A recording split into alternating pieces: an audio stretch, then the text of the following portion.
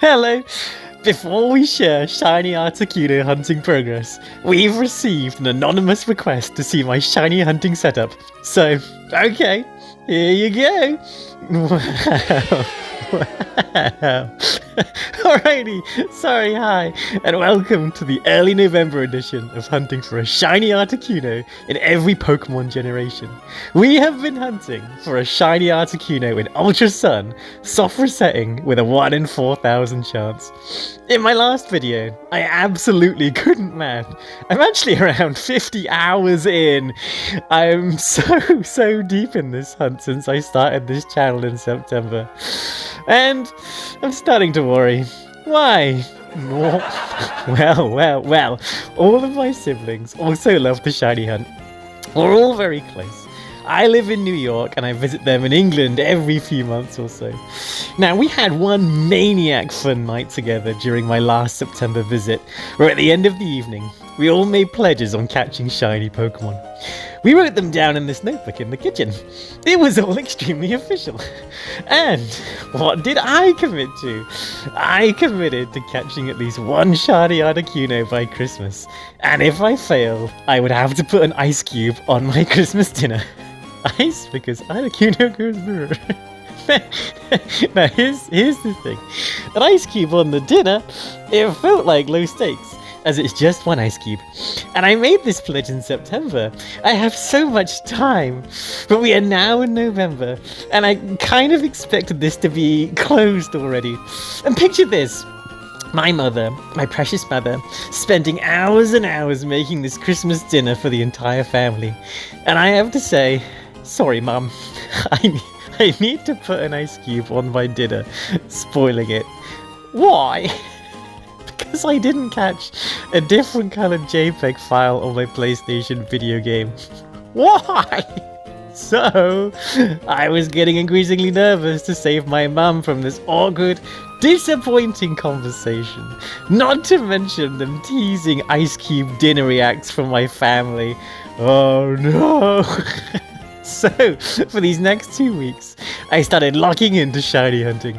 Did we find this first shiny Articuno? Is Christmas dinner close to being saved? Let's see! In the first week of November, we saw the speedrunning band buhbye in Brooklyn.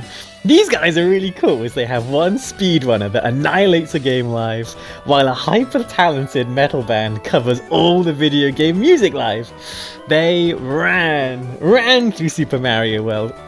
Now, I finally got a SNES Mini last year, and admittedly, I took a pretty junior baby route through some of the game, because Cuckoo Gaga. It blew my mind how they showed all the very secret levels and routes you can take in this game that I honestly just had no clue about. It really reminded me of Pokemon Ruby and Sapphire in Gen 3 and how genuinely secret the Reggie legendaries were. I love really well hidden in-game secrets, and watching these guys run through all the secret rooms, it made me really happy. I just miss the pre-internet days of gaming when mysteries were spread across playgrounds, and if you completed the Pokemon League 50 times with Mew 2, you got a Mew 3. My mum works in Nintendo, so I got Mew 3. But anyway, check out buhbye. I put a link in my video description. They run across North America and Europe as well. One day, I should speedrun shiny Articuno hunting live, and everyone could boo and weep. I locked in this week for hunting the shiny Articuno, and by locked in I meant I laid down more on my sofa, but after 8 more hours, not a shiny Articuno yet. While hunting though, I did have a lot of fun watching other pokey shiny hunters as always, and this week I was loving watching Kotatsu and Unova's videos. I especially love her Deoxys shiny hunt video.